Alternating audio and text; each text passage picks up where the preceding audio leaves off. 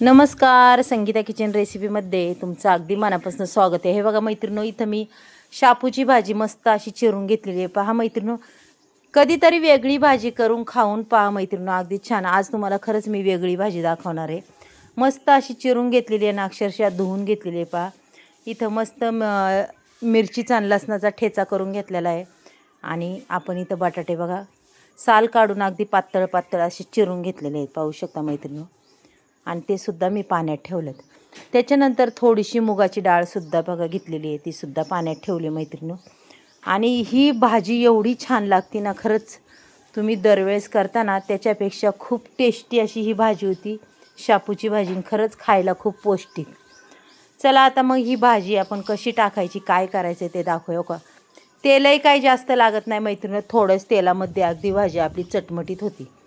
चला आता हा बटाटा मस्त असा परतून घेऊया. पहा की कमीत कमी 90% हा बटाटा शिजला पाहिजे आपला, बरं का. मस्तपैकी तेलावर बघायचा हा बटाटा वाफळून घ्यायचा आहे. पहा आपला, हे बघा छान अगदी बटाटा तयार झालेला आहे मैत्रिणी, पाहू शकता तुम्ही. मस्त आणि अक्षरशः अप्रतिम अशी चव लागते ह्या शापूच्या भाजीला. बटाटा आणि शापूची भाजी खायला खरंच खूप टेस्टी. अगदी अजूनही नकळत राहिल्यामुळं पुन्हा आपण झाकण ठेवलं, पुन्हा चेक करूया.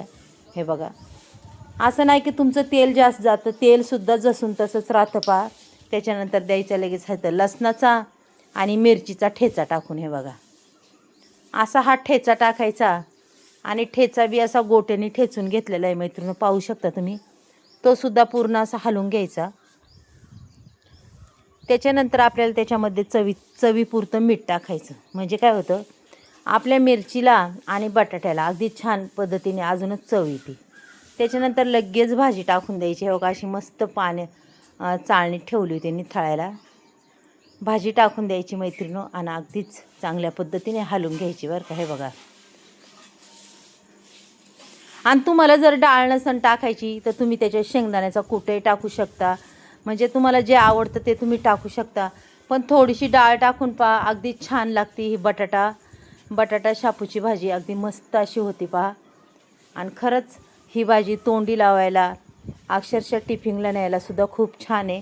आणि आपल्या तोंडाला चवतं त्याने भाजीने लगेच येणार मैत्रिणीनं. अर्धी भाकर खाणारासुद्धा एक भाकर खाणार कटाळणार नाही. ही भाजी शरीराला खूप आयुर्वेदिक असते. पचनक्रिया बी ह्या भाजीने खूप छान होती मैत्रिणीनं, पाहू शकता तुम्ही. हो का, काय सुंदर भाजी दिसते का नाही. अगदी मोकळी फडफडीत आणि रंग बी तिचा अजिबात ढळला नाही अशी ही शापूची भाजी. पहा कधीतरी वेगळी भाजी करून आणि खाऊन खरंच खूप छान लागते. पहा मैत्रिणो, झाली का सुंदर. अक्षरशः पाणी बिनी काही सुटलं नाही तिला आणि भाजी बी खूप टेस्टी झालेली आहे. मग तुम्हाला आजचा हा भाजीचा व्हिडिओ जर आवडला असन तर नक्कीच एक लाईक, एक सबस्क्राईब करा. चला तुम्हाला भाजी काढून दाखवते. पहा आपली ही शापूची भाजी काय सुंदर दिसती. पहा दिसती का नाही छान. सुटलं ना तोंडाला पाणी मैत्रिणो.